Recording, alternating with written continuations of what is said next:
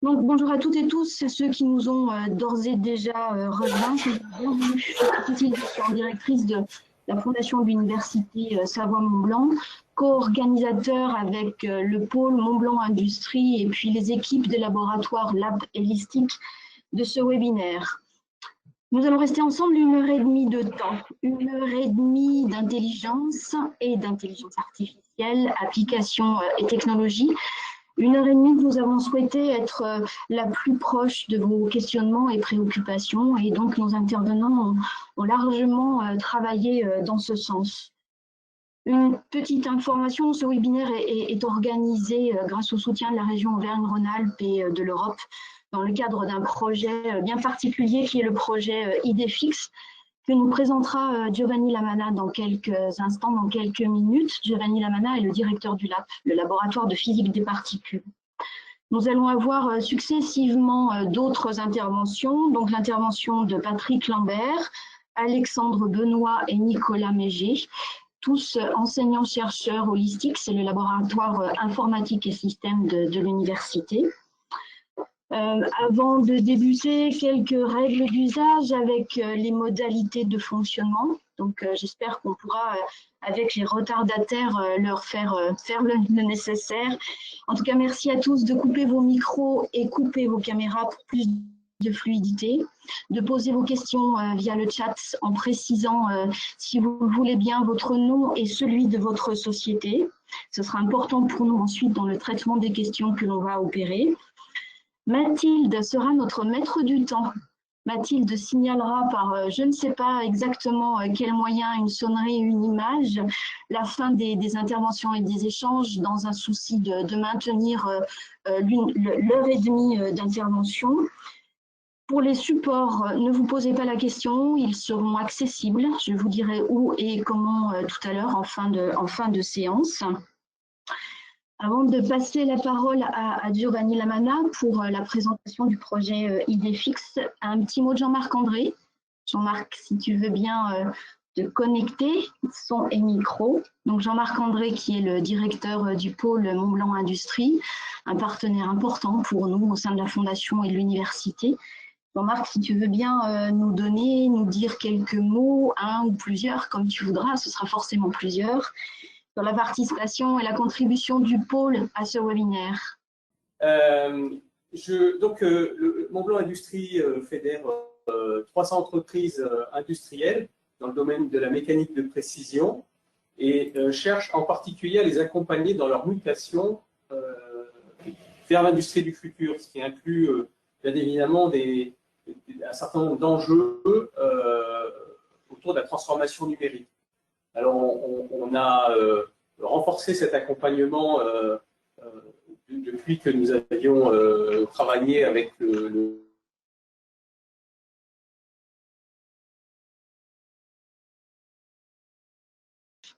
Voilà, les problèmes techniques commencent. Jean-Marc. Qui conduit, bien sûr, à utiliser des nouvelles techniques, le deep learning, le big data, et donc avoir des besoins en termes de capacité de calcul et finalement de stockage de données.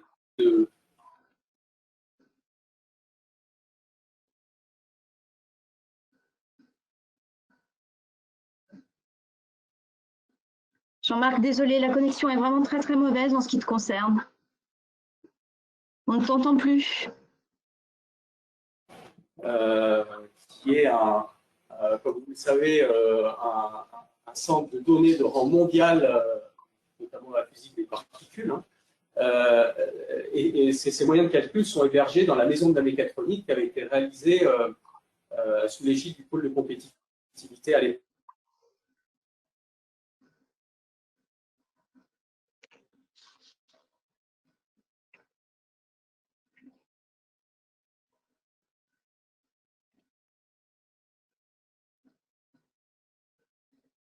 Jean-Marc, je suis désolée, on va devoir… De cette approche, oui. On t'entend vraiment de manière très hachée. Alors, je ne sais pas si ce n'est que moi ou si c'est tout le monde, mais on entend, on a beaucoup de trous dans tes phrases. Ta Non, connexion je n'est pas... confirme. De mon côté aussi, je n'ai entendu qu'une Ouais. partie de ce qu'a dit Jean-Marc. Ouais, désolé Jean-Marc, mais c'est très très compliqué pour t'entendre.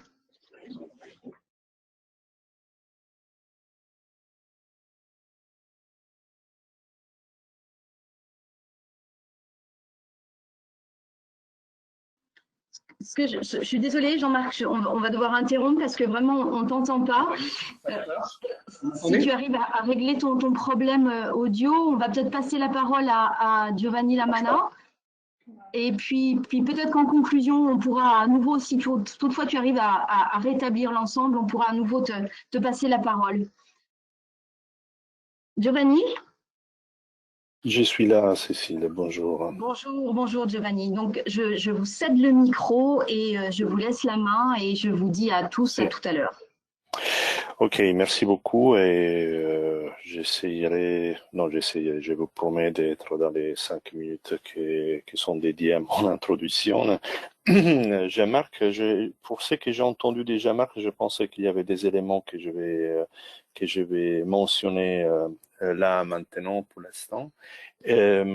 Donc, pour commencer, donc je vois mes diapositives et Mathilde que gère.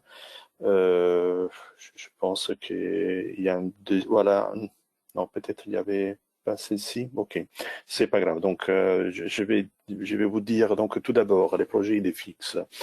Projet IDEFIX, informatique donnée, entreprise pour la formation et l'innovation, un calcul scientifique et pour la société. Et un projet qui est porté par l'ELAP, forte du succès des partenariats des 4-5 dernières années à travers des coopérations à la fois multidisciplinaires avec les composantes des technologies de l'information et des calculs et des recherches d'enseignement supérieur, qui soient régionales ou plus de proximité telles que les districts qui participent à ces webinaires d'aujourd'hui, donc de l'Université Savoie-Mont-Blanc et d'autres, ainsi qu'avec des entreprises dans l'accompagnement de leur transition numérique et les partages d'enjeux des recherches et développement dans les technologies de l'information avec d'autres entreprises aussi, pas forcément françaises, d'autres projets. Et c'est là surtout ces dernières années, dans le cadre des quelques projets d'envergure financés par la Commission européenne dans le cadre H2020, qui a permis, grâce au projet d'excellence scientifique dans lequel les équipes de recherche de l'AP sont investies et la maîtrise de la recherche et du développement des travaux de recherche et développement dans les défis big data, gestion des grandes masses, grands volumes de données, ont permis effectivement de renforcer à la fois des coopérations internationales, mais puis aussi les décliner avec des activités plus orientées pour un impact des enjeux de proximité. Par ailleurs, je vous rappelle que déjà dans les cadres des actions H2020 était souhaitée la capacité de décliner les grands projets de recherche financés par la Commission et les actions plus locales, voire, comme dans les cas d'IDEFIX, par des financements régionaux de la région Auvergne-Rhône-Alpes, mais aussi des fonds d'investissement régionaux, toujours de la Commission européenne, les fonds FEDER. Et c'est le cas justement d'IDEFIX. Et l'idée c'est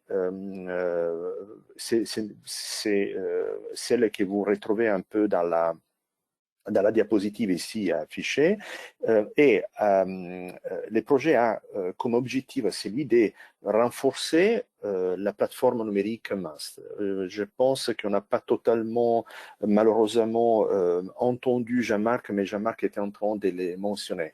Il s'agit d'un data center, d'un centre de données et calcul de taille importante à l'échelle mondiale, qui est une plateforme numérique de l'Université Savoie-Mont-Blanc pour accompagner la recherche dans les différents domaines, dans les différentes composantes, et en tout cas un data center important pour les engagements en termes de gestion de la donnée scientifique de nos projets en physique des particules et astroparticules, est aussi une plateforme en même temps labellisée par les CNRS. Cela signifie qu'il y a la volonté et il y a tous les ingrédients pour l'ouvrir davantage et pas rester seulement dans les cadres de la recherche scientifique et de l'enseignement supérieur, parce que cette plateforme met ensemble des ressources informatiques, de l'équipement, des hautes technologies, des compétences techniques de son équipe d'exploitation, les supports utilisateurs, des moyens dédiés à l'expérimentation, des capacités en formation et aussi l'excellence dans les domaines scientifiques concernés par les chercheurs qui l'animent. Des ingrédients qui donc visent, oui, à ouvrir davantage la plateforme numérique vers les entreprises, les ouvrir vers les petites et moyennes entreprises et les industries locales des pays des savoirs, grâce à la fondation USMB qui organise notamment ces webinaires. L'ouverture, attention, ici je souligne, nous n'allons pas remplacer, nous allons associer l'action IDFX et la plateforme MAST. Je pense qu'on a terminé, c'est ça. Je dois m'arrêter. Donc, je voulais juste simplement finir en disant que nous accompagnons des démarches qui sont plutôt à l'échelle régionale et nationale, des accompagnements des entreprises vers l'exploitation des grandes plateformes des hautes performances, des calculs, avec une action plus de proximité. Nous pensons, nous sommes persuadés, et ça c'est l'objectif du projet IDFX, à travers les trois voies, accompagnement des entreprises, formation par la recherche et défis entrepreneuriels, nous sommes persuadés que nous pouvons accompagner les entreprises à ne pas perdre les trains du numérique, les accompagner à préparer les professionnels qui vont intégrer les activités au sein des entreprises, voire même essayer dépasser les premiers blocages pour après savoir saisir les infrastructures plus détaillées et les opportunités offertes dans un cadre plus grand national pour effectivement acter cette transition numérique pour la qualité de la production industrielle, pour l'optimisation des chaînes de production et autres sujets. Et dans cela s'inscrit clairement pas seulement les calculs haute performance, et pas seulement les services pour la gestion des big data, notamment l'exploitation, le développement et l'application d'exploitation des algorithmes et des processus logiciels d'intelligence artificielle, qui est l'argument d'aujourd'hui. Je m'arrête ici et pardonnez-moi si j'ai pris 2-3 minutes en plus par rapport à ce qui était prévu. Peut-être j'ai pris le temps déjà, Marc, voilà, et je vous laisse maintenant avancer. Merci. Pardon. Merci beaucoup, Giovanni, c'est super. Mathilde, je vais te laisser la parole, mais je sais que Jean-Marc s'est connecté et qu'il est en ligne et disponible. Normalement, nous devrions l'entendre. Donc, si c'est le cas, Jean-Marc, et si tu veux… Est-ce que vous m'entendez ? Oui, parfaitement. Voilà, finalement, le téléphone est un bon moyen de communication. Merci, excusez-moi, bonjour à tous. Donc, on a des petits problèmes techniques. Je vais faire très, très vite. Puisque Giovanni effectivement a illustré le cœur du sujet et du projet que nous avons soutenu, et pour cause, puisque la transformation numérique est un enjeu de mutation majeure pour nos entreprises. C'est a priori la grande révolution de l'industrie du futur quand même. C'est le gros de ce qu'on appelle l'industrie 4.0 qui effectivement a pour conséquence de développer des nouvelles compétences pour nos entreprises à des fins de pilotage opérationnel et stratégique. Donc, je parle bien des entreprises industrielles. Et donc, ces compétences, notamment dans les volets big data et deep learning. Donc, on a fait de tels accompagnements depuis 2-3 ans. J'avais un exemple qui était l'exemple de Pfeiffer. Il y en a d'autres. Mais qui conduit effectivement à avoir besoin de capacités de stockage et d'analyse de données plus importantes. Et je parle à dessein de Pfeiffer, puisque je sais que Pfeiffer a fait appel à de telles capacités dans l'infrastructure Must. Et donc, si on veut élargir effectivement ces capacités aux nombreuses entreprises industrielles de Haute-Savoie, eh bien, il était indispensable de permettre à cette plateforme R&D numérique de se renforcer. Et c'est vraiment l'objet de ce projet IDFX, qui est pour nous naturel de soutenir, hein, qu'il était naturel de soutenir. Le LAPP et l'Université de Savoie-Mont-Blanc sont des partenaires historiques. Les infrastructures du LAPP sont situées donc dans la maison de la mécatronique, hein, qui avait été réalisée sous l'égide du pôle à l'époque. Donc il y avait vraiment beaucoup de sens à soutenir un tel projet qui a été initié par la Fondation. Voilà, Cécile. Merci beaucoup. On va donc maintenant laisser la parole à Patrick Lambert du LISTIC, qui va vous parler d'intelligence artificielle. Patrick, je te désigne comme présentateur. Okay. Si je te trouve dans les participants, voilà. Tout le monde voit ma première page, premier slide. Très bien. C'est bon? Bien. Donc, je me présente, Patrick Lambert de l'Université Savoie-Mont-Blanc et du LISTIC. Alors, juste un slide d'abord qui présente l'organisation des présentations. Donc, 3 intervenants. Je commencerai en donnant quelques éléments sur l'intelligence artificielle pour mieux situer les interventions qui vont suivre. Ce sera assez rapide. Et ensuite, je continuerai par une première présentation générale sur ce qu'on appelle l'apprentissage profond. Ensuite, Alexandre Benoît vous présentera des retours d'expérience dans des projets avec des entreprises sur l'utilisation de l'apprentissage profond. Et enfin, Nicolas Méger présentera donc ce qu'on appelle la fouille de données ou le data mining. Alors, quelques éléments sur l'intelligence artificielle.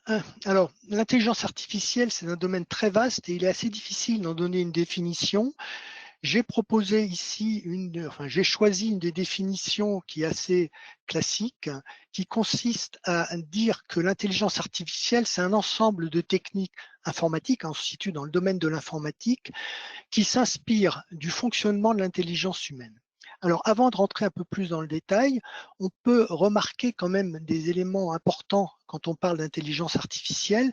D'abord, l'intelligence artificielle est parfaitement adaptée au big data. Big data, intelligence artificielle, c'est des termes dont vous avez forcément entendu parler dans les dernières années. Ils sont fortement liés.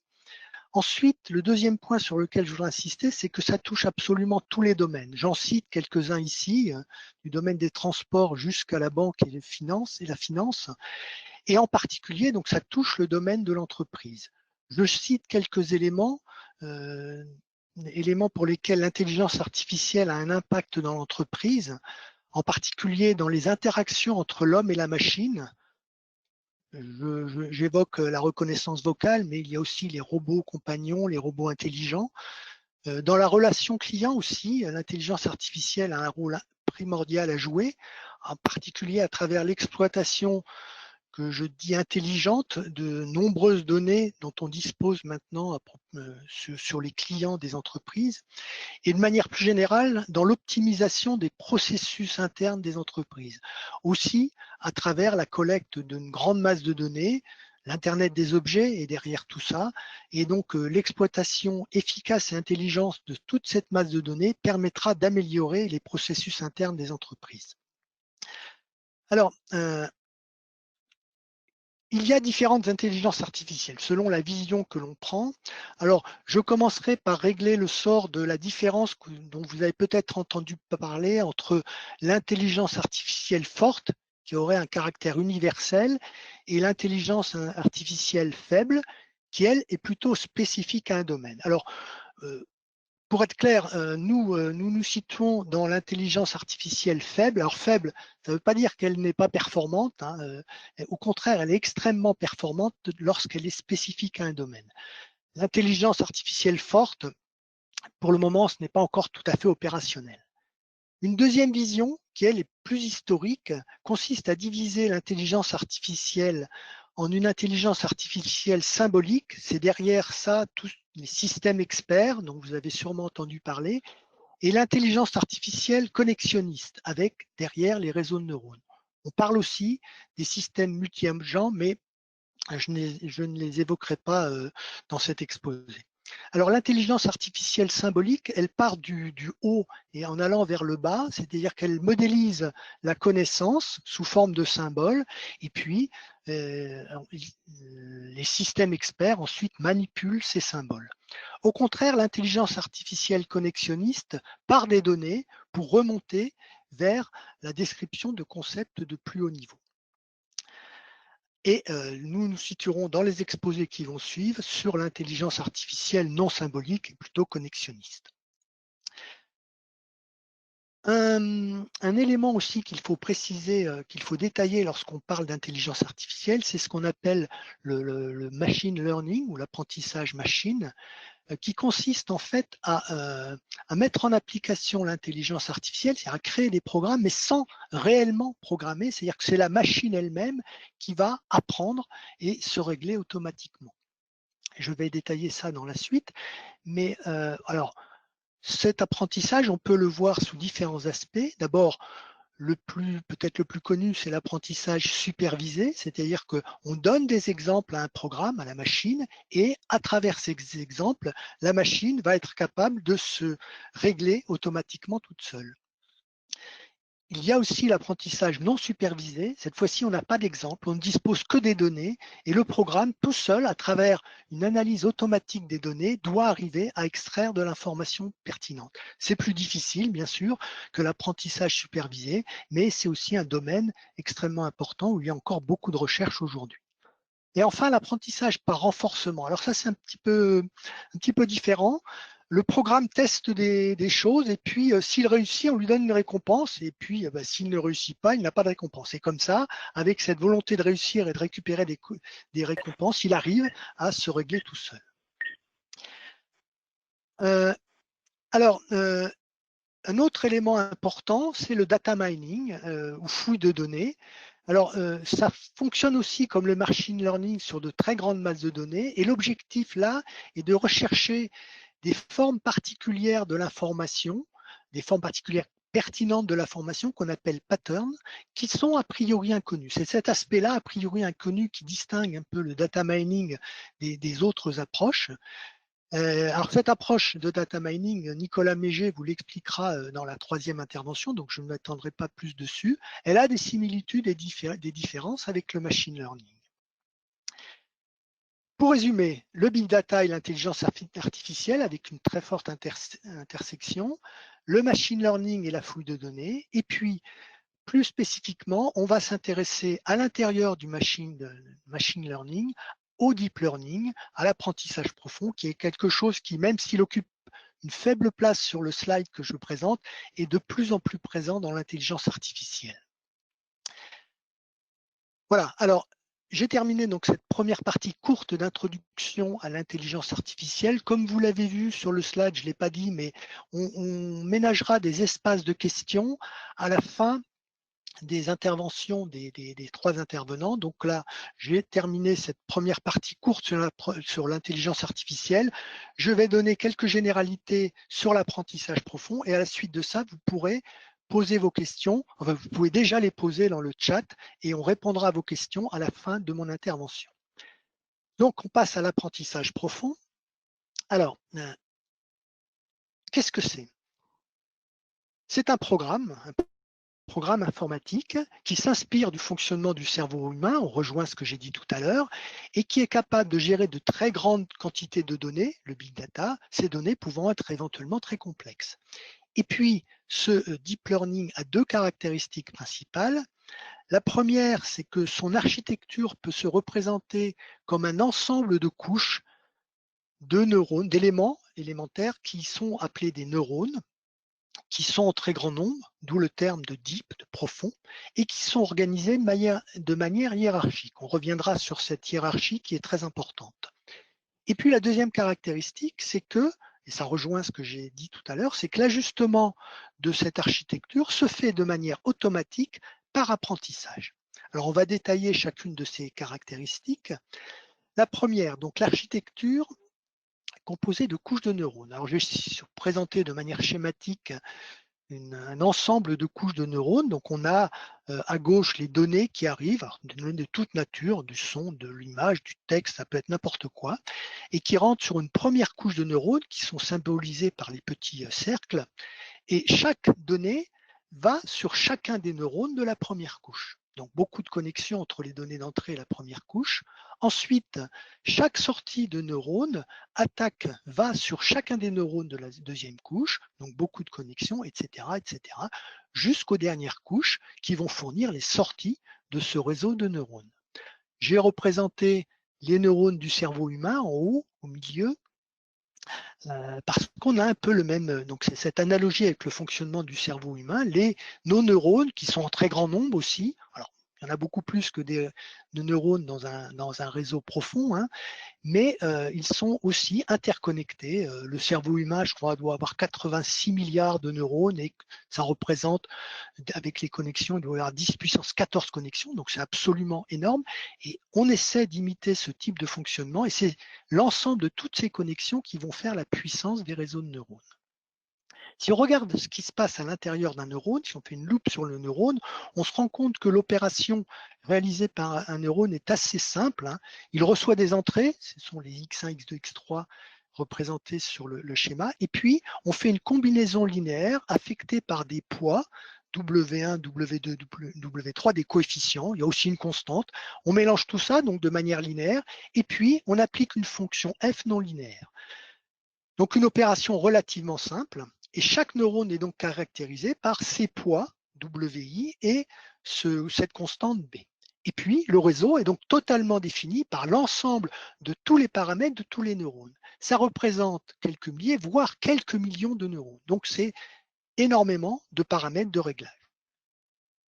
Ensuite, je reviens sur cette notion de hiérarchie. Alors, en fait, les premières couches ont calcule des caractéristiques relativement élémentaires, calcule ces caractéristiques, extrait ces caractéristiques des données, et au fur et à mesure que l'on avance dans les couches, on se rapproche de la sortie, ces caractéristiques sont de plus en plus sophistiquées. Alors ici, c'est une illustration dans le cas d'une image. On voit qu'ici, la première couche, les premières couches sont des simples détecteurs de contours colorés. Ensuite, on a des structures géométriques un peu plus sophistiquées. Et puis, sur les dernières couches, on commence à avoir des formes très élaborées, une structure en nid d'abeille. Ici, on a quelque chose qui ressemble à un visage.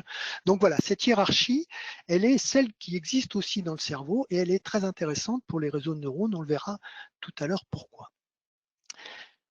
Deuxième caractéristique, c'est l'apprentissage l'apprentissage de cette architecture, c'est-à-dire tous les coefficients dont je vous ai parlé, par apprentissage. Alors, comment ça fonctionne? Eh bien, on fournit un certain nombre d'exemples annotés. Alors ici, j'ai pris l'exemple d'un traitement d'image où on chercherait à reconnaître des images qui comportent un vélo.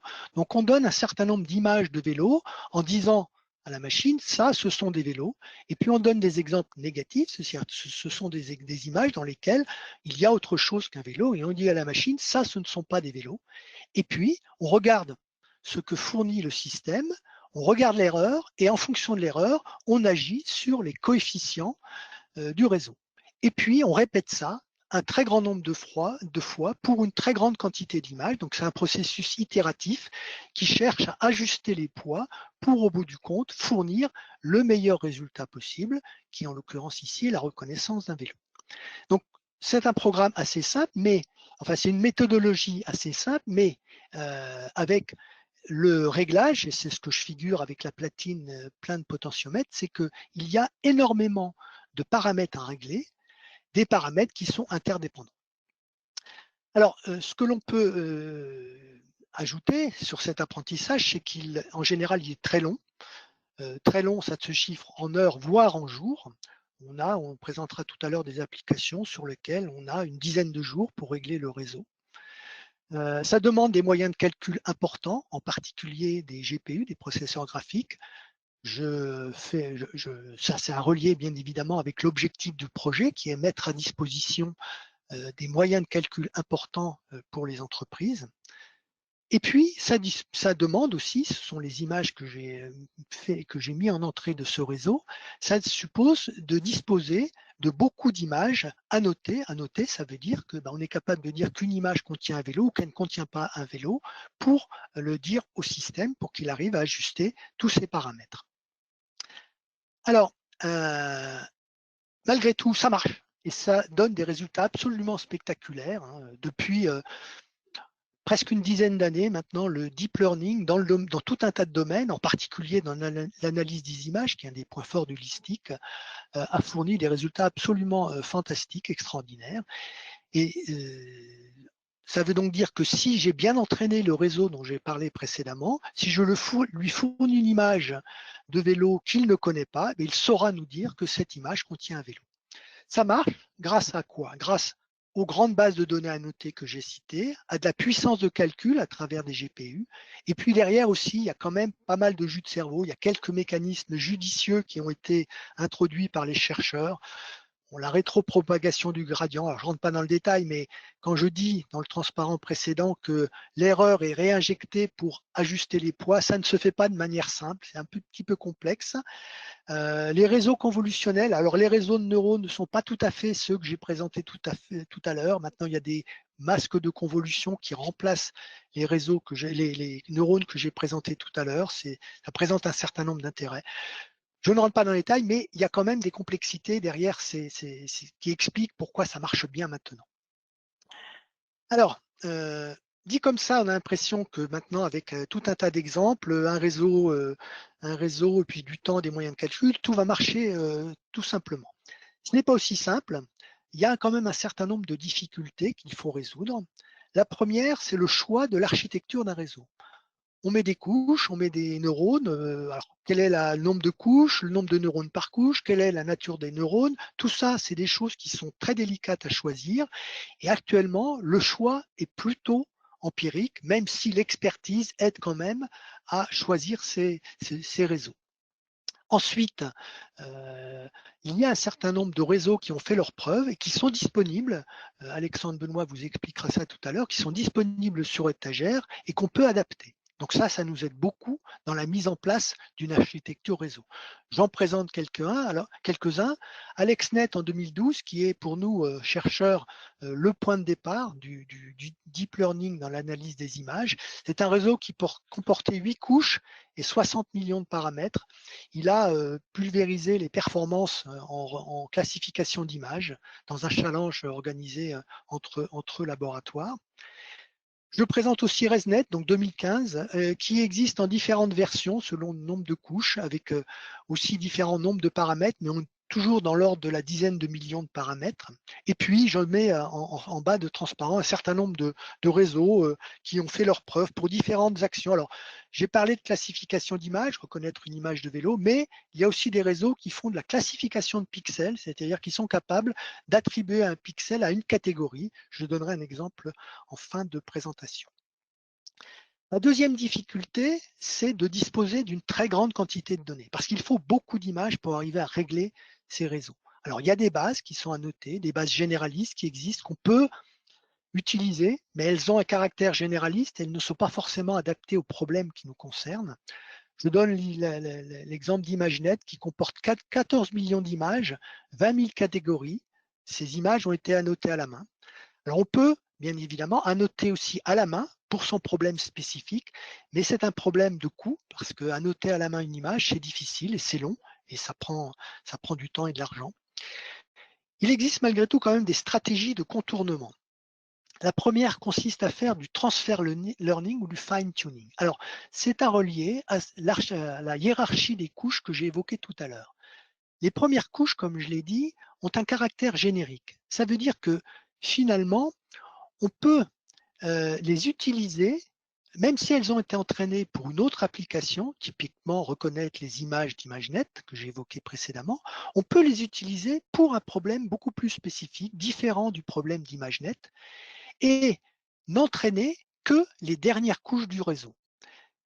Si on n'a que quelques couches à entraîner, on a moins besoin de données à noter, il y a moins de paramètres à régler, donc il y a moins besoin de données, et ça c'est une stratégie qui marche relativement bien et qu'on utilise fréquemment lorsqu'on dispose de peu de données à noter.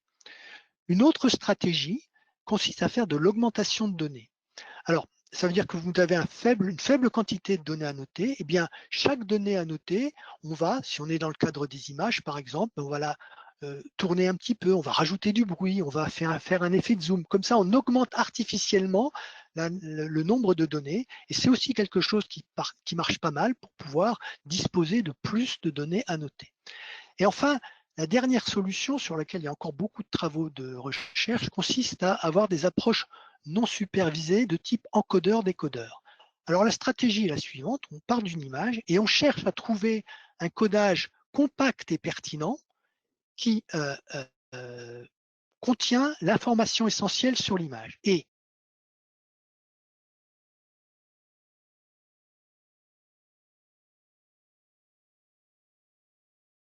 je répète, pour vérifier que ce codage est pertinent, on utilise un décodeur qui reconstruit l'image. Et si l'image reconstruite est très proche de l'image de départ, ça veut dire que le codage compact et pertinent est tout à fait efficace. Et donc, du coup, on peut, à ce moment-là, travailler sur ce codage. J'entends la sonnerie, donc je vais terminer rapidement. Dernier point délicat, le réglage de l'apprentissage. Cette phase d'apprentissage qui consiste à mettre des données à noter, c'est une étape difficile et délicate. Elle dépend d'un certain nombre de paramètres dont le réglage est pour le moment empirique, même si on dispose d'une certaine expertise, et il faut aussi des moyens de calcul. Je limiterai à un seul paramètre, ce qu'on appelle la vitesse d'apprentissage, le learning rate. Donc, je vous ai expliqué que le processus d'apprentissage était un processus itératif. Ça veut dire qu'à chaque itération, en fonction de l'erreur que l'on fait, on va agir sur les paramètres. Mais cette action, elle ne peut pas être trop violente parce qu'il ne faut pas oublier tout le passé des itérations précédentes. Donc, il y a un paramètre de réglage qu'on fait même évoluer au cours de l'apprentissage pour arriver à converger vers la bonne solution. Voilà un exemple de paramètre difficile à régler. Enfin, je termine en donnant quelques exemples. Alors, ces exemples, je les ai pris, ce sont des exemples emblématiques sur l'analyse des images. C'est surtout pour montrer que ça fonctionne sur les images, sur le son, sur le texte. Ça fonctionne pour tout un tas de données. Et en particulier sur les images, ça permet donc d'aider les véhicules à être autonomes. Sur l'audio, ça sert à faire de la reconnaissance de parole. Ça, c'est des choses qui fonctionnaient déjà avant le deep learning, mais dont les performances ont été largement accrues grâce au deep learning. Et puis, sur le texte, ça permet de comprendre automatiquement le contenu d'un texte, d'en faire des résumés. Voilà, j'en ai terminé avec cette première partie et je suis prêt à répondre à vos questions.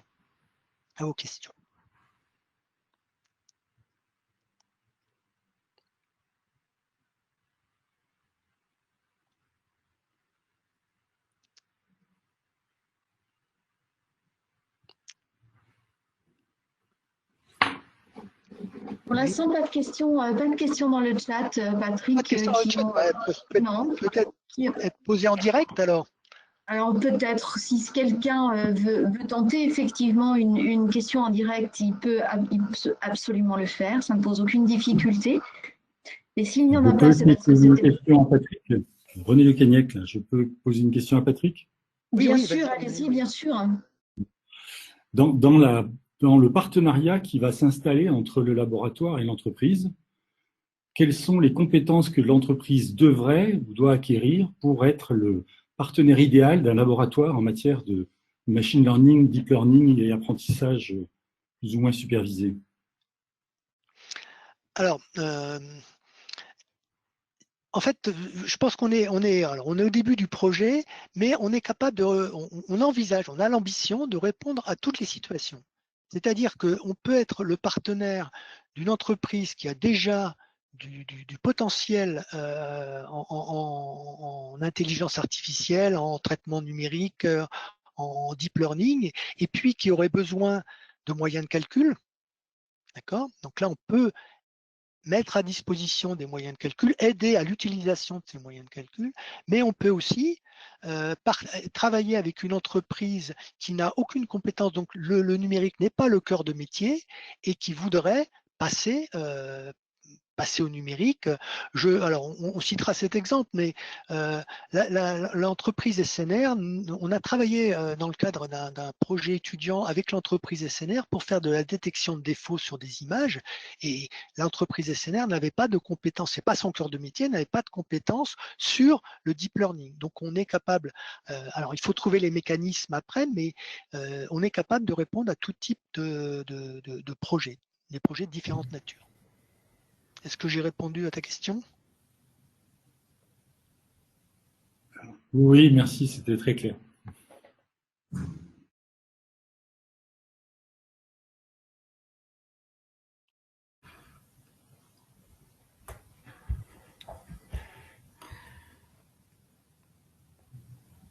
Du coup, y a-t-il d'autres questions en suspens? Alexandre, j'ai vu que tu as mis ton micro. Peut-être est-ce que tu as Oui, effectivement. Alors, j'ai simplement relevé sur le chat une question supplémentaire de Michel Lee qui demande s'il y a un site qui fait des résumés. Bon, Patrick, je ne sais pas si tu sais répondre sur ce point technique. On pourra s'y intéresser. Oui, mais... si je peux répondre. Bon, alors, clairement, vous avez dû le sentir à travers ma présentation, puis dans celles qui vont suivre. Holistique, on est beaucoup impliqué dans le deep learning, mais essentiellement, même si on a quelques incursions sur d'autres domaines, essentiellement sur l'analyse des images. Donc le texte, ce n'est pas mon domaine, néanmoins, je connais un petit peu ce qui s'y fait et il existe effectivement un site, je l'ai testé, mais bon, j'ai pas eu le temps de le tester en profondeur, qui propose de faire des résumés automatiques. Voilà, ça existe. Peut-être juste pour compléter également, donc là, si on parle de résumé de texte, donc avoir une version raccourcie d'un texte, effectivement, il y a des plateformes qui doivent être proposées. Donc là, on peut peut-être passer du temps en offline pour regarder ça. Il y a aussi des choses assez surprenantes. On peut résumer une image sous forme de texte. Là, on a des applicatifs de démonstration qui sont même en service sur des plateformes de démo. On peut proposer une image et en avoir un résumé textuel. C'est des choses qui sont assez impressionnantes et qui ont été permises grâce à l'arrivée du DeepL pour régler un problème extrêmement complexe parce qu'on va s'entraîner de deux façons supervisées, comme tu l'expliquais, Patrick. En entrée, on applique une image et la réponse attendue est un texte. Donc, on a une forme de conversion, trouver un langage commun entre la description de l'image et le texte résumant. Donc, on a une ouverture, un champ des possibles qui est assez impressionnant.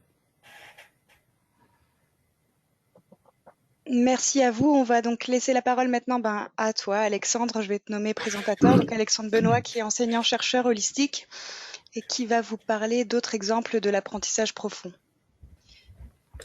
Bon, bonjour à tous, merci pour l'intro. Je veux bien la main pour partager mon écran. Voilà. Je te remercie. Hop. Alors,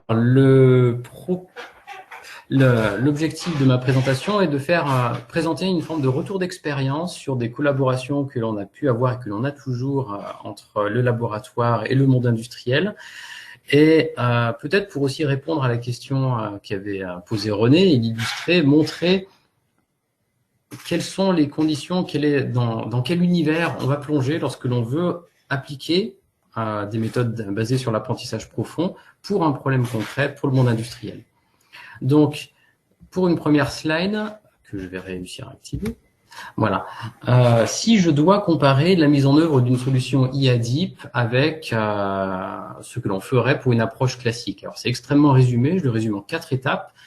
Je trouve une première étape qui correspond à l'extraction de l'expertise métier, comprendre le problème, savoir sur quelles données on doit travailler, quels sont les critères de qualité, les critères éventuellement d'optimisation et voir quel modèle nous pourrions adapter pour répondre à ce problème, pourquoi pas avec une IA basée sur du Deep. Bon, de ce point de vue-là, on a le même budget de temps, le même coût a priori que pour les méthodes classiques. Mais vient ensuite l'étape de collecte des données. Patrick l'a montré, on doit s'appuyer on s'appuie avec le deep learning sur des modèles composés d'une très grande quantité de paramètres. Typiquement, tu l'as cité, on est de l'ordre du million de paramètres sur des problèmes d'analyse d'image, par exemple. Donc, c'est très important. Et à cela, pour les optimiser, on a besoin de collecter une quantité de données à peu près, au doigt mouillé, à peu près similaire. Donc, là, tout de suite, on a un budget temps et le budget d'annotation, le budget en argent sonnant et trébuchant, qui va être nécessaire de déployer pour extraire cette donnée qui va permettre non seulement l'apprentissage, l'optimisation, mais également la validation sur un jeu de données de vérification de la qualité de l'optimisation. Une fois que l'on a passé cette étape, on peut passer à l'optimisation qui, elle, a un budget temps et matériel également supérieur, dans le sens où on va devoir identifier la bonne structure du modèle et les bons hyperparamètres qui vont permettre à ce modèle d'apprendre le mieux possible. Donc, on a du temps, on a besoin de temps et de matériel. Au final, on a besoin d'une puissance de calcul. Et donc, pour un budget calculatoire donné, on va soit travailler rapidement avec des ressources de calcul très puissantes ou patienter un peu plus longtemps avec des ressources de calcul moins puissantes. Par contre, le coût de développement, on peut dire qu'il est similaire, voire inférieur aux autres méthodes, parce qu'on va pouvoir s'appuyer sur des frameworks extrêmement bien construits qui vont nous permettre de gagner beaucoup de temps sur la partie optimisation et développement, même si l'on n'est pas familier avec ce domaine-là. Vient ensuite l'étape finale, que l'on espère finale, la mise en production. Notre modèle doit partir doit être déployé, alors sur un smartphone, dans le cloud. Toute solution est possible. Et là encore, on a un coût d'investissement que j'estime à peu près similaire à ce que l'on aurait utilisé ce que l'on aurait budgété pour d'autres approches. Là encore, on va s'appuyer sur des frameworks, des constructeurs de matériel ou de logiciels dédiés qui vont nous aider à accélérer. Mais donc, je disais, c'est la dernière étape avant de repartir au début pour faire une nouvelle itération, pour aller vers l'amélioration continue. Donc, affiner, qualifier la qualité du modèle, éventuellement affiner encore l'expertise métier, éventuellement recollecter de la donnée pour avoir cette forme d'optimisation continue. Donc, une fois que l'on est parti sur ce principe-là, la question est comment faire pour optimiser, comment faire pour prototyper, comment démarrer. Alors, je vais vous présenter deux approches. L'approche par transfer learning que Patrick a évoqué, et puis l'apprentissage brute force que nous verrons ensuite. Alors, la première méthode, le transfer learning, ça va être dédié à des cas d'usage un peu spécifiques. Tout d'abord, le prototyping rapide. On a envie de créer un démonstrateur à budget limité. Ça va être quelque chose d'envisageable même quand on travaille avec peu de données. Et c'est dans tous les cas un passage obligatoire si on a un problème compliqué pour lequel on a extrêmement peu de données sur notre problématique à nous. Donc le principe est le suivant, je pars d'un modèle pré-entraîné, pris sur l'étagère, alors on en trouve sur un grand nombre de problèmes, même gratuitement sur Internet, sur tout un panel d'outils. On va prendre la partie amont du modèle qui, comme l'expliquait Patrick, est là pour extraire des caractéristiques génériques et on va essayer de les recombiner avec notre propre tête de réseau spécialisée sur notre problème et au final, on aura à minima qu'à optimiser cette tête. Donc, on a un besoin de données nettement inférieur, donc on va avoir potentiellement une enveloppe budgétaire en temps et en argent nettement inférieure. Par contre, on a potentiellement des limites. On va avoir une explicabilité, une justification des réponses potentiellement un petit peu plus difficile parce qu'on a introduit un biais en s'appuyant sur une connaissance externe que l'on maîtrise beaucoup moins. Alors, pour illustrer quelques cas d'application, pour commencer, une première collaboration avec About Goods Company, René ayant pris la parole tout à l'heure en étant le dirigeant. Nous avons démarré un projet qui visait à acquérir de la connaissance sur les habitudes de consommation. On veut extraire de la statistique de consommation dans la grande distribution, par exemple. Pour cela, l'idée d'About Goods est de créer tout un workflow dans lequel on implique l'utilisateur qui va lui-même être amené à prendre en photo son ticket de caisse à la sortie du supermarché ou un petit peu après. À partir de la photo de son ticket de caisse, nous avons développé une technique de détection du ticket de caisse et de détection des zones d'intérêt dans le ticket, autrement dit, les zones de texte qui ont toutes un type un petit peu particulier. Donc, comment cela s'est-il mis en œuvre? C'était une collaboration qui a commencé avec un démonstrateur initié par une thèse, la thèse de Rizlan Mraoui, et ce travail s'est prolongé par la suite via du consulting pour à la fois renforcer la brique logicielle issue de la thèse et aller plus loin dans le workflow imaginé par Robot Goods. Donc, ça aboutit concrètement à un système en production. Et comment l'a-t-on mis en œuvre? Avec quels moyens? Du prototyping sur des PC, on va dire, solides, équipés de GPU au laboratoire, et des phases d'optimisation, parfois longues, on parle de parfois 2 jours par essai, sur des lames de calcul GPU, sur le mésocentre Must, qui est le socle de base d'Idéfix. Voilà. C'était une première démonstration. La deuxième est une application de détection de défauts avec l'entreprise NTN SNR. L'objectif est de détecter des défauts d'aspect sur des pièces de roulement en sortie de production, donc pour une détection automatique et mise au rebut. Donc c'est du contrôle qualité.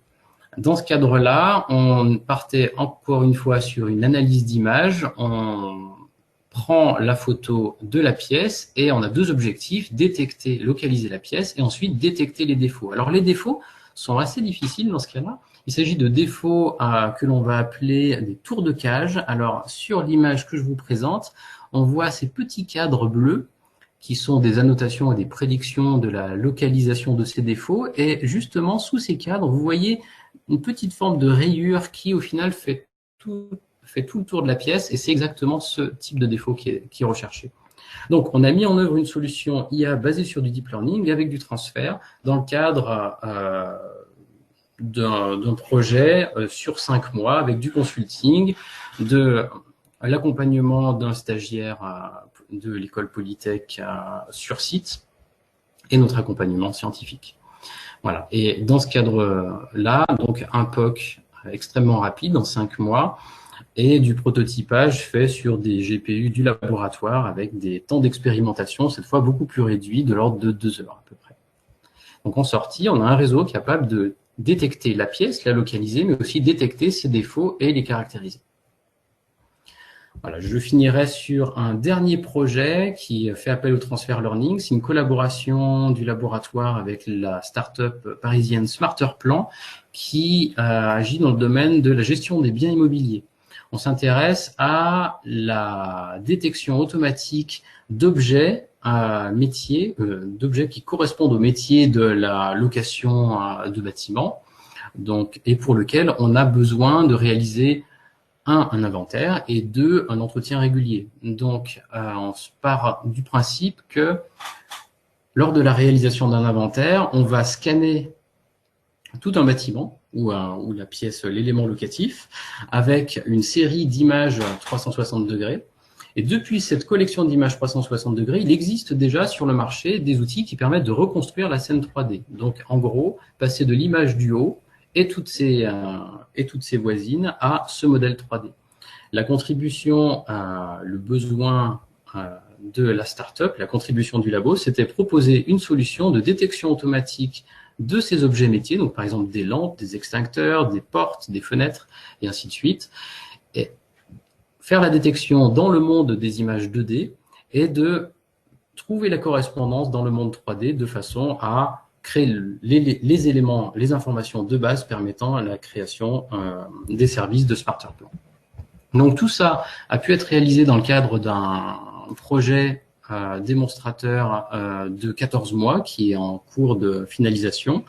Il a été financé par la SAT grenobloise Linxium, donc Paris, Grenoble, Annecy, c'est un triangle assez intéressant. Et du point de vue mise en œuvre, on travaillait sur une lame serveur tri-GPU dans le mésocentre Must, et le déploiement sera fait sur AWS. Là, on est dans un cadre un peu spécifique avec des grandes images qui sont nombreuses et on peut atteindre des temps d'apprentissage de l'ordre de 1 semaine, voire plus par essai.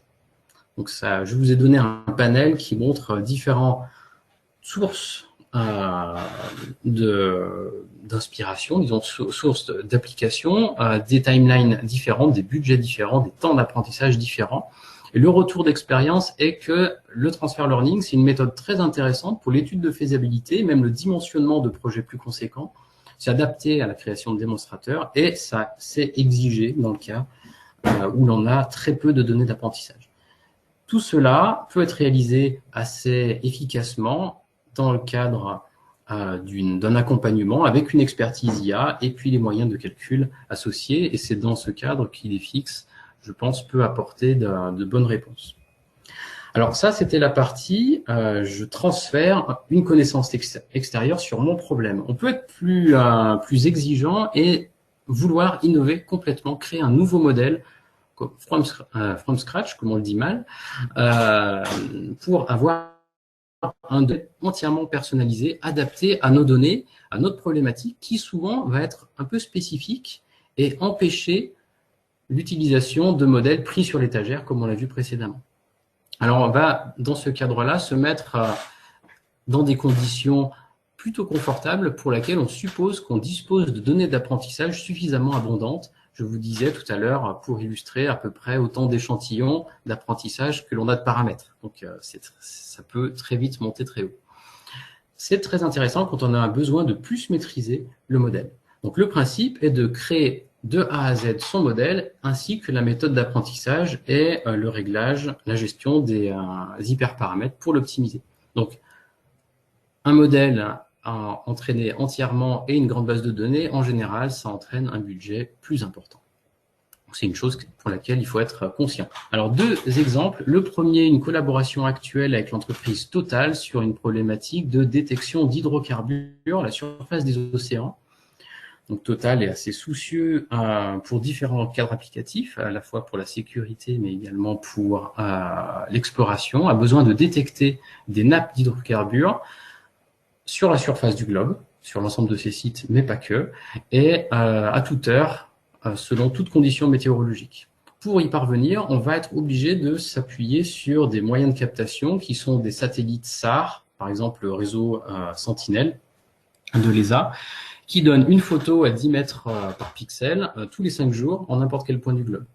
Donc on est vraiment sur un problème big data. Et là, on a une problématique forte, trouver ces nappes d'huile. Alors, comment vont-elles se présenter? Elles se présentent sous la forme d'une tache noire, plutôt filamenteuse.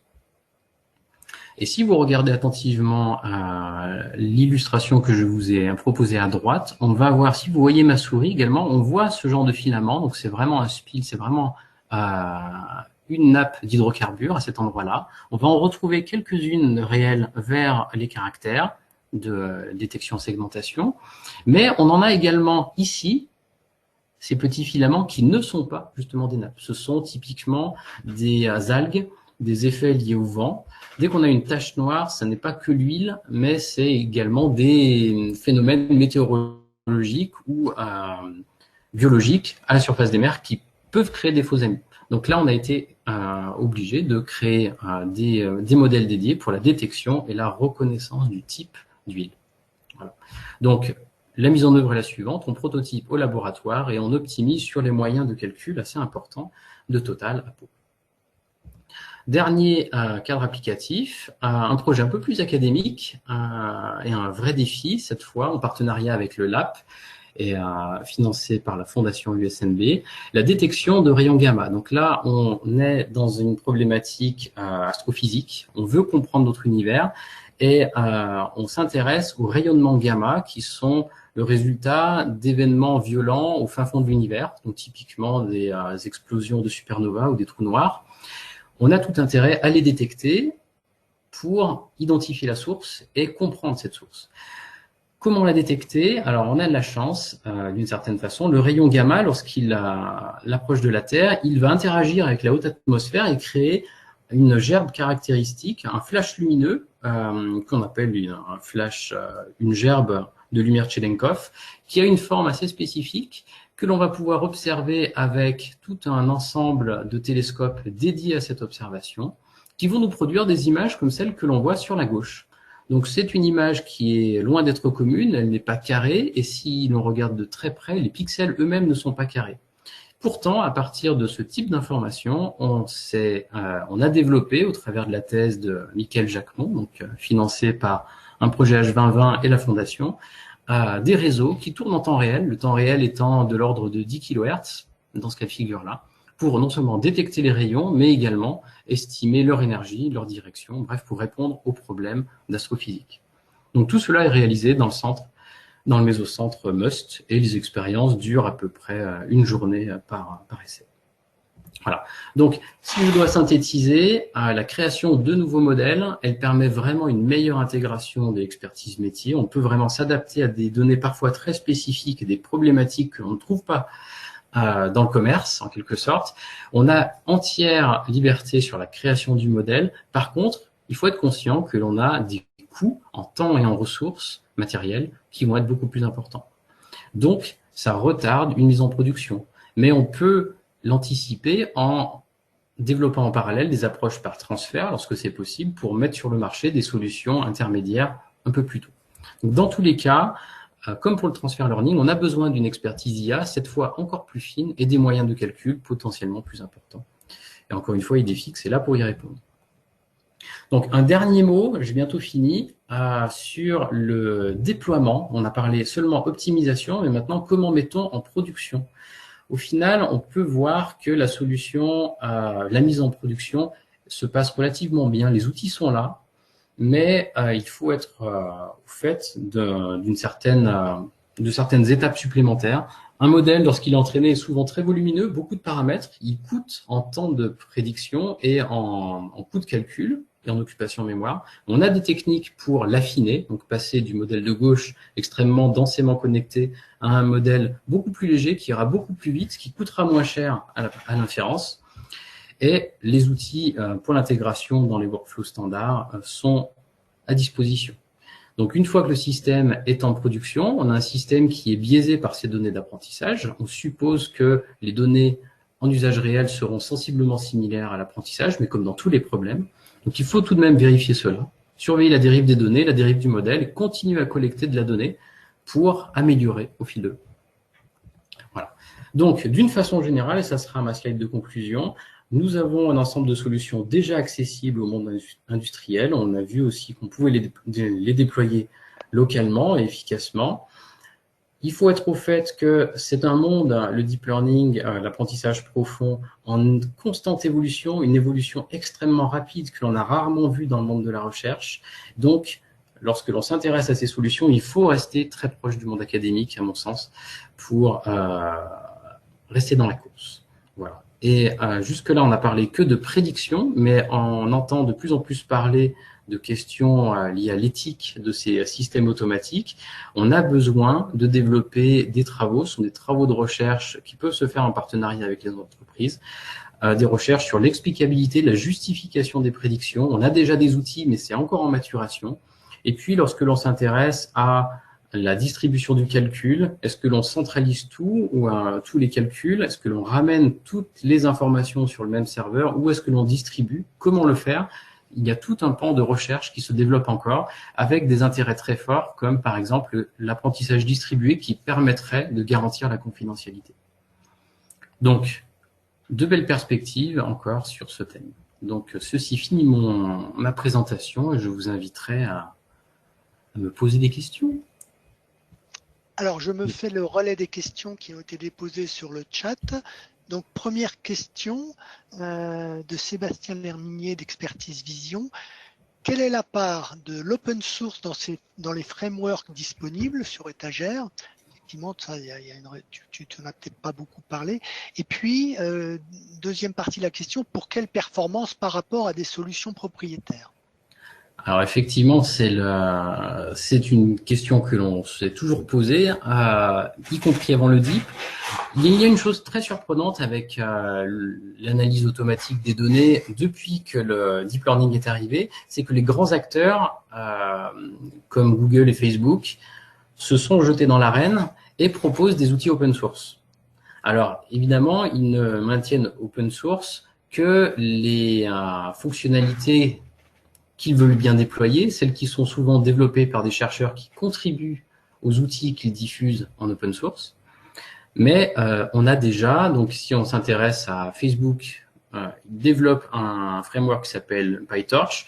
Google, de son côté, développe un outil qui s'appelle TensorFlow. NVIDIA, le constructeur de GPU, développe ses propres solutions qui sont associables aux deux précédentes. Donc, on a tout un écosystème open source qui permet non seulement de réaliser l'apprentissage, mais également la mise en service. Et c'est vraiment impressionnant. C'est extrêmement vivant. On voit régulièrement des papiers scientifiques acceptés, voire des fois pas encore acceptés, qui mettent en ligne de façon open source leurs modèles qui peuvent être utilisés directement avec ces frameworks-là. Donc, on a une part d'open source qui est beaucoup plus importante qu'avant.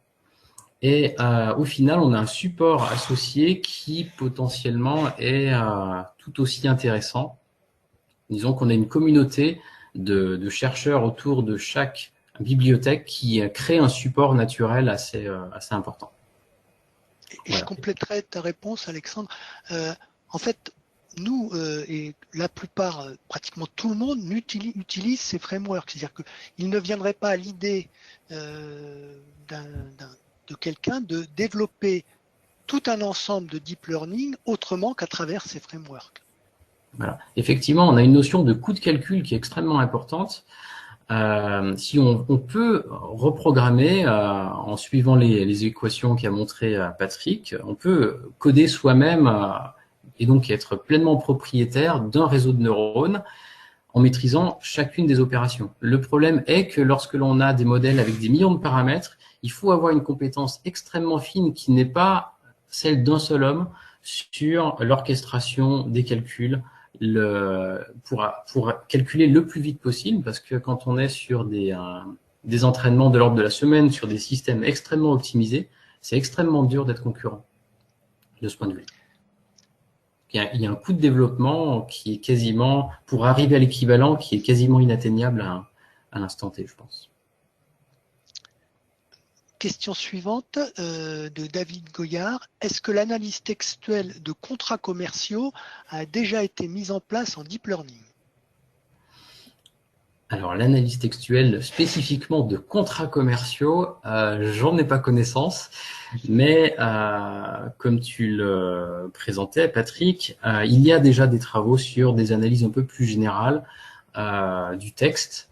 Ce qui est proposé là, ce qui est cité là est extrêmement spécifique et j'avoue ne pas en avoir connaissance. On peut regarder, mais effectivement, sur les contrats commerciaux, on a tout cet ensemble de petites phrases et tournures spécifiques qui, si on les interprète de façon automatique, doit être d'extrême qualité. Rien qu'au niveau de l'humain, on fait appel régulièrement à plusieurs juristes pour lire entre les lignes du contrat et s'assurer d'être bien dans ces termes. Donc, je n'ai pas connaissance exacte de ce type d'approche, mais je rassurerai. Je complète imparfaitement la réponse. Effectivement, non plus, je ne sais pas si ça existe actuellement, mais je pense que ça existera dans quelques temps. Or, quelques temps, c'est peut-être 5 ans, peut-être 10, mais c'est quelque chose qui va exister. Et pour compléter cette réponse, actuellement, les gens qui traduisent les ouvrages s'inquiètent parce qu'ils se disent que dans quelques années, ils n'auront plus de travail parce que les traductions automatiques faites avec le deep learning seront plus meilleures. Ça dépend ce qu'on entend par meilleur, hein, mais meilleure que celle que fait l'homme actuellement. Voilà. Effectivement, quand on prend les applications même gratuites comme DeepL, on a une qualité de traduction qui est sans commune mesure avec ce que l'on avait il y a seulement quelques années. Le Deep a apporté avec les technologies qu'on appelle le NLP, donc le traitement de la langue naturelle, qui ont vraiment progressé. C'est tout à fait intéressant. Par contre, au-delà des contrats commerciaux, on a beaucoup de travaux dans des entreprises relatifs au traitement des historiques. Au traitement des archives. On a beaucoup de sociétés qui, dans leur domaine métier, ont archivé un ensemble d'études, quelles qu'elles soient. Ça va être analyse d'images ou analyse de flux de production ou autre, souvent résumé sous forme textuelle, et on a envie d'automatiser, de résumer l'historique de la production pour identifier les pistes d'amélioration. Ça, ce sont des travaux qui existent, mais c'est C'est plutôt protégé et très lié à des entreprises pour leurs besoins spécifiques. Une dernière Patrick, question, oui. toujours de David. Oui, juste très rapide, une dernière Très question de rapidement, David oui. Doyard. À titre d'exemple, chez SNR, combien de photos ont dû être analysées en 5 mois pour réussir à catégoriser de façon fiable les défauts? Alors, Alexandre, je me permets de répondre à cette question puisque c'est moi qui ai suivi le projet SNR. Donc, il y a eu 8000 photos pour 2 défauts. Donc, et aussi parmi ces 8000 des photos sans défaut, sachant qu'on a triché un peu parce qu'il n'y avait pas assez de pièces avec défaut disponibles. SNR ne fait que des bonnes pièces. Et on a triché un peu en prenant des photos du même défaut sous des angles de vue différents, mais c'était le même défaut qu'il y avait derrière. Donc 8000 pièces qui étaient pas tout à fait suffisants pour entraîner les réseaux, mais on a quand même eu, alors il y avait, sur un défaut, on a eu une très bonne performance, parce que c'était un défaut relativement facile. Sur le deuxième défaut, le défaut des tours de cache, c'était beaucoup plus difficile et les performances étaient un petit peu moins bonnes. Et bien évidemment, mathématiquement, si on augmente le nombre d'images, on augmentera les performances du réseau. Merci Mais, Patrick et Alexandre, le Oui. temps file, donc on va Oui, maintenant le temps passer file, on va s'arrêter. la parole à Nicolas Méger, qui est enseignant-chercheur holistique et qui va vous parler de la fouille des données. Je vous invite à continuer à poser vos questions sur le chat et on tâchera d'y répondre dans la dernière phase de questions. Très bien, merci. Alors, il faudrait juste que je... Voilà, parfait.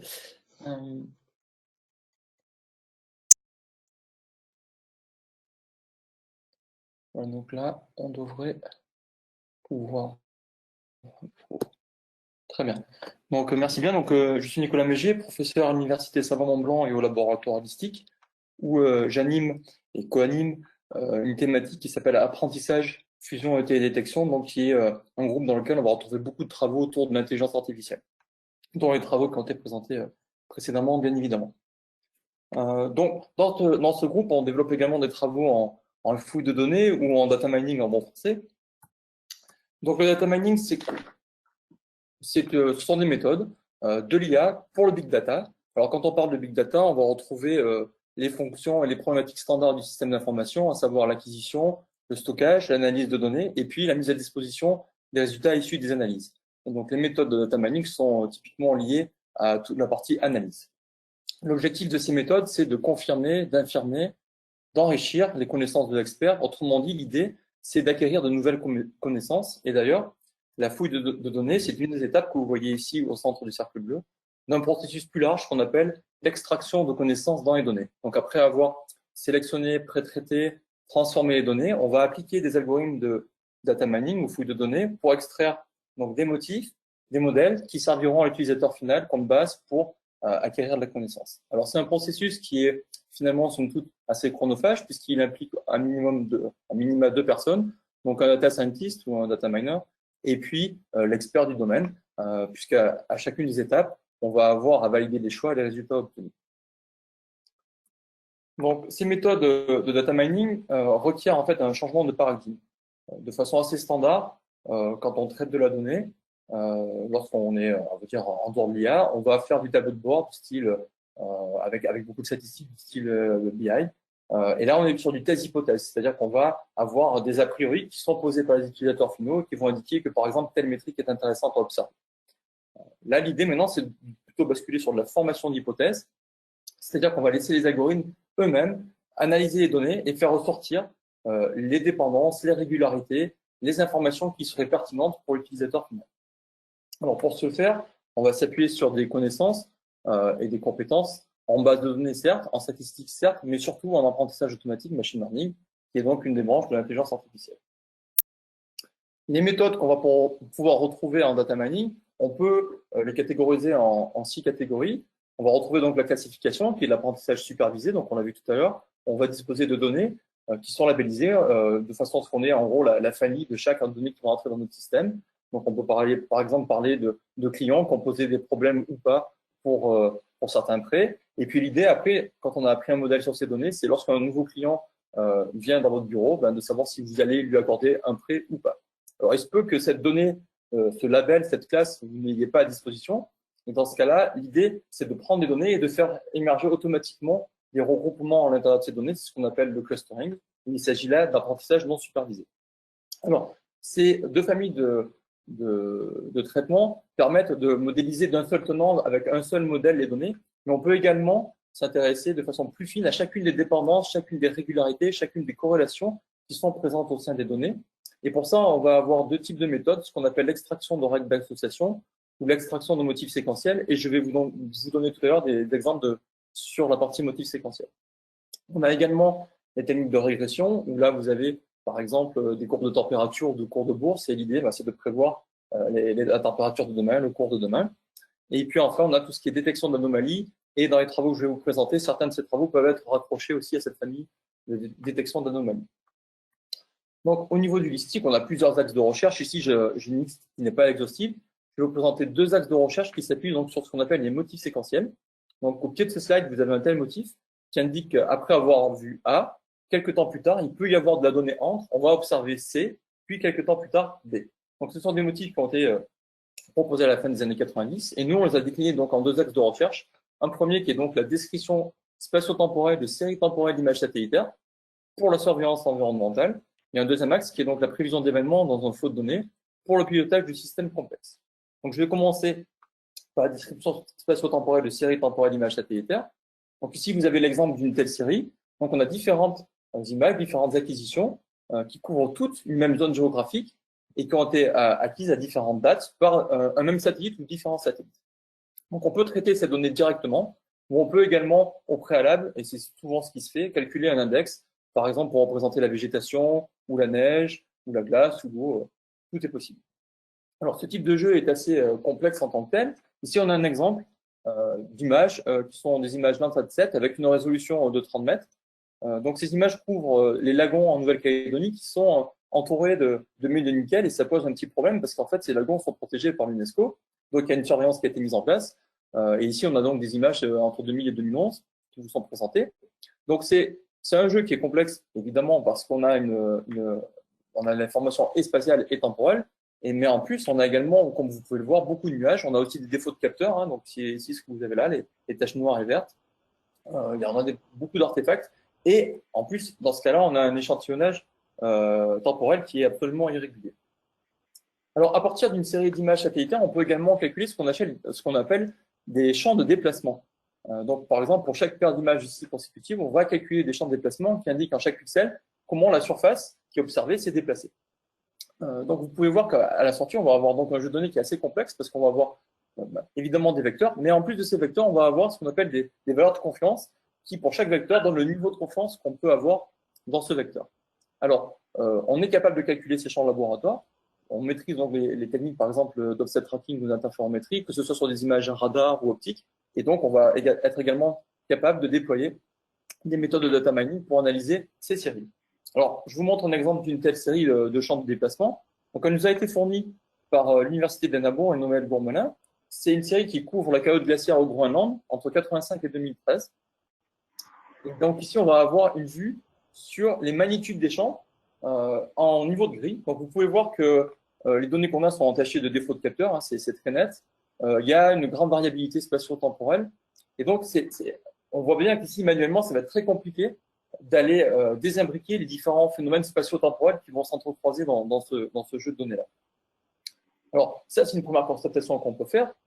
Mais en plus, on va avoir besoin de prendre en compte les mesures de confiance dont je vous ai parlé tout à l'heure. Alors, si maintenant, on regarde ces mesures de confiance, en utilisant à nouveau des niveaux de gris, vous allez pouvoir observer que ces niveaux, à nouveau, varient énormément dans le temps, dans l'espace, et sont entachés également de plein d'erreurs. On voit là, ici, c'est par exemple très net. On a vraiment des soucis aussi de ce côté-là. Donc, on a des données qui sont absolument imparfaites. Donc, comment font les utilisateurs, on va dire, quand ils vont appliquer des traitements standards? Alors, pour ça, ils vont d'abord mettre en place un pré-traitement très avancé, c'est-à-dire qu'en général, ils vont faire une calibration radiométrique, ils vont faire une correction atmosphérique, ils vont calculer des masques de nuages, ils vont essayer de restaurer avec des interpolations plus ou moins avancées pour retrouver la donnée manquante. S'il y a des valeurs de confiance, alors là, ils vont en général faire un sillage extrêmement brutal, c'est-à-dire que toutes les données qui sont portées par des valeurs trop basses vont être éliminées. Et puis après, ils vont essayer de simplifier l'information spatio-temporelle par sélection-agrégation. Alors ça peut se faire de façon automatique, c'est ce que vous avez ici à gauche. Donc là, on a du clustering qui a été fait. Alors pour ce genre de méthode-là, il s'agit de bien régler les mesures de distance entre les pixels des images. Et donc, ça requiert une connaissance utilisateur assez fine. Sur la droite, vous avez une analyse complètement manuelle qui a été faite du jeu qu'on a vu sur le Groenland tout à l'heure, donc par Tedstone. Et ces résultats-là ont été publiés dans Nature. Et donc là, l'idée, c'est comment ils ont fait. En fait, ils ont pris 3 transects, donc 3 lignes. Et le long de ces lignes-là, ils ont pris quelques points. Et pour ces points-là, ils ont calculé et affiché ici donc des profils de déplacement. Donc, vous pouvez le voir.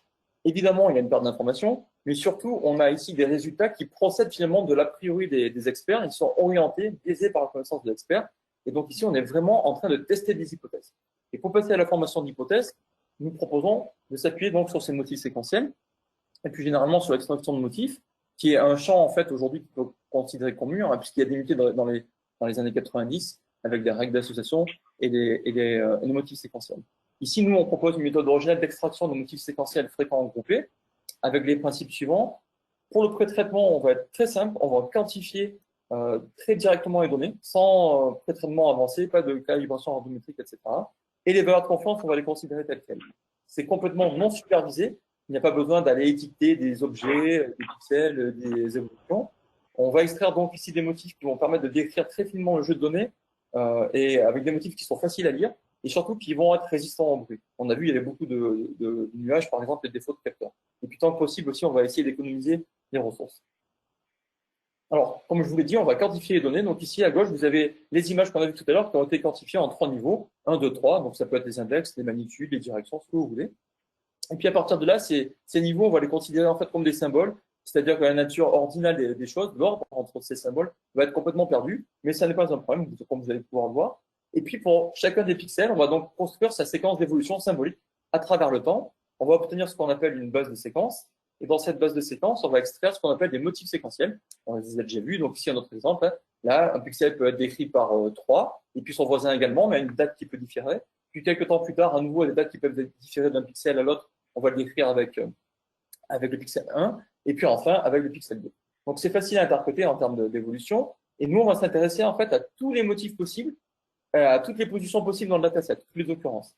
Donc, ça veut dire qu'on va en fait autoriser tous les décalages possibles temporels, tous les trous possibles, ce qui nous permet en fait de n'imposer aucune synchronisation, ce qui nous permet in fine d'être résistant au bruit, hein, parce que pour un pixel qui va être, on va dire, affecté par un nuage et l'autre qui va pas être affecté par le même nuage à la même date, il suffira en gros de sauter par-dessus les images pour aller chercher en fait l'information avant ou après le nuage en fonction du pixel.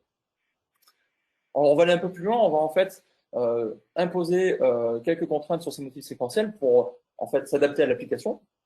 Donc, une première contrainte, c'est une contrainte de fréquence ou de surface. On va imposer que les motifs séquentiels qu'on extrait affectent un nombre suffisant de pixels. Donc, c'est la première contrainte que vous avez ici à gauche. On va imposer que ces pixels soient suffisamment connectés entre eux de façon à ce qu'ils forment une zone homogène dans l'espace, sans a priori de forme. Donc, c'est la contrainte de connectivité que vous avez ici. Et puis, si on est sur des champs de déplacement avec des mesures de confiance, on va aussi imposer que notre motif soit fiable, c'est-à-dire que, alors là, je vais caricaturer, mais en gros, en moyenne, il s'appuie sur des données pour lesquelles on peut avoir confiance. Donc ici, on a l'exemple d'un tel motif, comme tout à l'heure qu'on a pu voir, mais qui est cette fois-ci représenté dans le temps et dans l'espace grâce à une carte de localisation spatio-temporelle. Donc en couleur, vous avez les pixels qui sont affectés par cette évolution. Et cette couleur, en fait, exprime également la temporalité, hein, puisque plus on va aller vers le violet, vous le voyez ici à droite, plus le phénomène va être tardif. Et donc, on a ici une évolution qui a fait les pixels ici colorés, une évolution donc qui a fait les pixels colorés plutôt en début de série, on va dire de la série qui est observée à gauche de l'image, et cette évolution va se propager vers la droite de l'image. Donc, pour résumer rapidement le workflow qui est utilisé, un pré-processing très direct, en général de la quantification, une extraction de motifs avec les contraintes qu'on a vues. Là, on a développé des travaux originaux qui permettent en fait d'élaguer les espaces de recherche et donc de gagner au niveau des ressources. Ensuite, pour chacun des motifs qu'on a vus, on va calculer une carte. Et sur la base de ces cartes et d'un jeu qu'on va randomiser, et d'une méthode qu'on a mis au point qui permet de ne générer qu'un seul jeu randomisé, contrairement aux méthodes de randomisation qui nécessitent des milliers de jeux, on va pouvoir classer nos motifs. Et donc, évidemment, comme on n'a pu générer qu'un seul jeu, on va à nouveau économiser beaucoup de ressources. C'est ce qu'on a ici à gauche. Alors, quelques exemples sur le jeu pour commencer de la Nouvelle-Calédonie. Donc ici, on s'est intéressé en fait à l'index de végétation et vous avez un motif qui, parmi les motifs intéressants qui sont sortis, qui est celui-ci qui indique en fait une perte temporaire de végétation. Donc, on a fait une mission sur place et puis on avait également des contacts sur place qui nous ont permis de valider qu'en fait, l'expression de notre sous-motif était intéressante. Tout d'abord, ici, on va retrouver une carrière qui, en début de série, a été mise en fonctionnement. Ça n'a pas été vraiment très intéressant, donc ils ont plutôt basculé sur cette zone-là, la zone numéro 2 et la zone numéro 3, qui a été pour le coup vraiment exploitée. Le minerai, en fait, a été traité dans la zone numéro 5, et tout ça, ça génère des boues, en fait, qui ont été collectées dans la zone numéro 4, et ces boues se sont infiltrées via le substrat géologique dans le lac qui est en haut, qui a donc été contaminé. Et puis ici, vous avez la base de vie. On peut voir également qu'on peut extraire des objets, on va dire, plus naturels, tels que le plateau récifal ou des herbiers près du rivage. Alors, qu'est-ce qu'on va apprendre ici? En plein de choses, hein. On peut voir effectivement déjà l'étendue spatiale des différents phénomènes, et puis on peut également découvrir, par exemple, des mines illégales de nickel. Alors, on ne va pas trop discuter là-dessus, mais c'est possible. D'autres résultats sur cette fois-ci le Groenland. Donc, on était sur des champs de vitesse, une calotte glaciaire qui se déplace. Et puis, donc, ici, sur le côté gauche, vous avez un motif qui exprime un ralentissement progressif. Donc, en fait, les glaciers vont de moins en moins vite, s'écoulent de moins en moins vite vers la mer. Donc ça, c'est un phénomène qui est connu, qui a été rapporté dans la nature pour les 3 transects qui sont ici représentés. Et donc, nous, ici, on est venu compléter la connaissance en disant oui, certes, mais on le voit en fait pour toute la zone que vous avez ici imagée en couleur. Et en plus, on donne la temporalité du phénomène. À droite, vous avez une nouvelle connaissance, c'est-à-dire que de façon assez complémentaire au niveau spatial, on a ici en fait un motif qui vient exprimer une décélération, certes, mais soudaine. Et ça, ce phénomène-là, il était jusque-là inconnu, et donc on a pu le mettre à jour. Donc, ces types de résultats sont intégrés, par exemple, dans une plateforme de cloud computing géospatial qui est opérée par Boucham et qui permet en fait aux différentes autorités locales et aux mines de nickel d'avoir une surveillance pratiquement en temps réel de la zone. Tous les développements associés à ces méthodes-là, en particulier les prototypes, sont distribués via des sites dédiés avec des tutoriels, de la documentation, des machines virtuelles et même des jeux de données pour pouvoir faire des tests. Alors maintenant, je vais aborder le deuxième axe de recherche qui concerne donc la prévision d'événements dans un flot de données pour le pilotage de systèmes complexes. Donc là, l'idée, c'est d'anticiper des défaillances, des pannes sur, par exemple, une chaîne logistique, mais aussi des pompes à vide. Donc, je vais en parler juste après, en ayant donc des modèles qui sont explicatifs et génériques, et tout cela de façon non supervisée, hein, parce que des fois, on n'a pas forcément des tâches possibles, ou en tout cas, on n'a pas le temps, ou c'est compliqué à faire. Également, on ne veut pas avoir à régler la fenêtre de prévision, on n'a aucune idée de la temporalité du phénomène, et on veut éviter les fausses alarmes. Donc, si vous avez une séquence en bas avec le symbole S, l'idée, ce serait d'être capable d'arriver à prévoir l'occurrence de ce symbole S. Donc, pour ce faire, on va s'appuyer sur ce qu'on appelle des first local maximum règles. Donc, ici, vous avez l'exemple d'une telle règle qui indique que je peux observer A, puis F, puis D. Et si j'observais cette prémisse, alors, j'aurai une panne dans 100% des cas si je considère une fenêtre de 3 unités temporelles entre A et S. Et ça, c'est quelque chose que je peux observer 2 fois sur cette série ici. Donc, comment on va s'y prendre au niveau de l'apprentissage? Donc, on va procéder par induction, on va apprendre depuis la donnée. On va utiliser une approche de type validation croisée livre-lente. Donc, on va partitionner le jeu de données, chaque partition menant une défaillance. Et puis, on va faire autant d'extraction de règles qu'il y a de partitions. Chaque partition servant une fois de test, et puis le reste des partitions servant de jeu d'apprentissage. Alors, une fois que les règles sont extraites, on va les tester de façon à éliminer les règles qui génèrent de fausses alarmes. Donc ici, par exemple, vous avez une règle qui a été identifiée, ABC, qui va donc a priori nous produire une panne plutôt dans cette zone-là. Et bien nous, en fait, plutôt que de considérer que cette zone-là, on va considérer un intervalle beaucoup plus large, de façon à être extrêmement stringent, et rejeter des règles qui généreraient des fausses alarmes. Et puis après, donc évidemment, en temps réel, sur un flow, on va par exemple se positionner ici, on va avoir une base de règles qui a été apprise.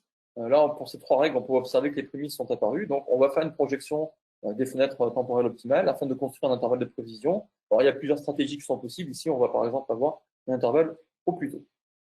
Alors, ce genre d'application a été développé de concert donc, avec Adixen, qui est donc un fabricant de pompes à vide pour les fabricants de semi-conducteurs, puisque quand on fabrique des semi-conducteurs, on va les placer, on va les construire, les fabriquer dans des chambres dans lesquelles on va devoir générer du vide. Et là, on a des conditions de fabrication qui sont extrêmement sévères et variables, qui vont générer en fait des particules qui vont finir par se déposer et bloquer en fait les pompes. Et à l'époque, on a fait ces travaux, il n'y avait absolument aucun modèle physique capable d'annoncer ces pannes-là, ni de connaissances expertes suffisantes.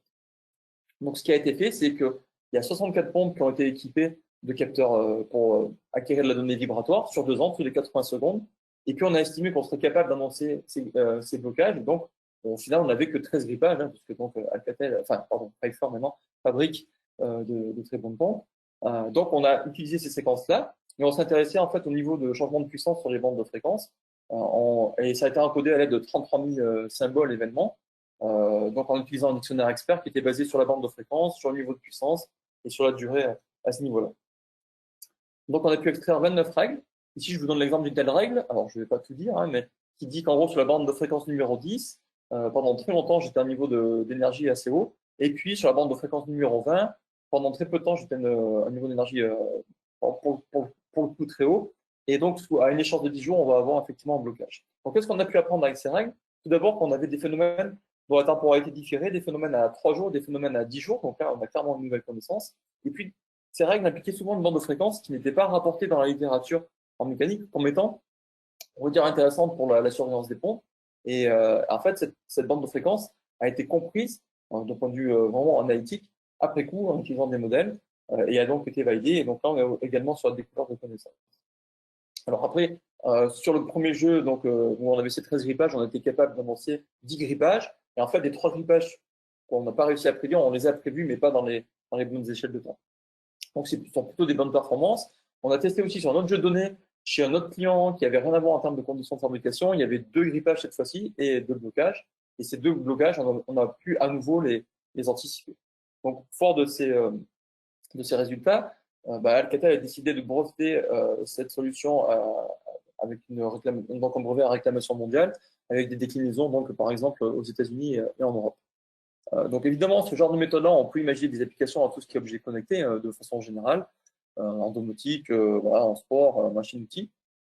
Et puis en termes de perspective, ce qui reste à faire sur ce genre de méthode-là, c'est par exemple introduire une gradualité dans les alarmes, et puis surtout prendre en compte la dynamique et la dérive des systèmes qui sont étudiés. Voilà, donc j'ai essayé de tenir au plus court. Alors là, avant de finir quand même, vous montrer un petit peu quelles sont les collaborations qu'on a dû engager pour mener ces travaux à bien. Donc ici, vous avez à gauche l'ensemble des laboratoires avec lesquels on a participé, enfin avec lesquels on a travaillé. Donc des laboratoires de traitement disciplinaire comme Telecom Paritech et par exemple des laboratoires qui ont des composantes data mining, machine learning, comme Oliris par exemple, donc qui est à Lyon. Au centre, là, vous avez donc d'autres laboratoires, d'autres institutions, organisations avec lesquels on a travaillé plutôt sous l'angle cette fois-ci utilisateur final. Donc là, par exemple, on va retrouver le laboratoire de géologie, l'ENS ou l'agence spatiale allemande. Et puis sur la droite, vous avez donc les entreprises avec lesquelles on a collaboré. Et donc dans cette présentation, je vous ai présenté ce qu'on a pu faire avec Addixian et puis Bluesham, hein, qui donc permet d'afficher nos résultats dans ce système de cloud computing. Voilà, donc j'en ai fini pour cette présentation. J'ai essayé de ne pas dépasser les temps et de faire au mieux.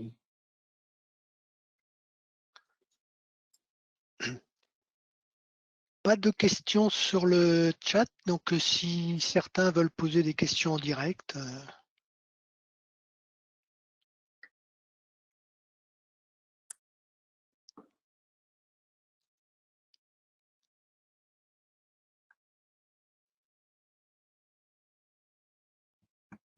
Parole à Cécile Deschamps pour la conclusion.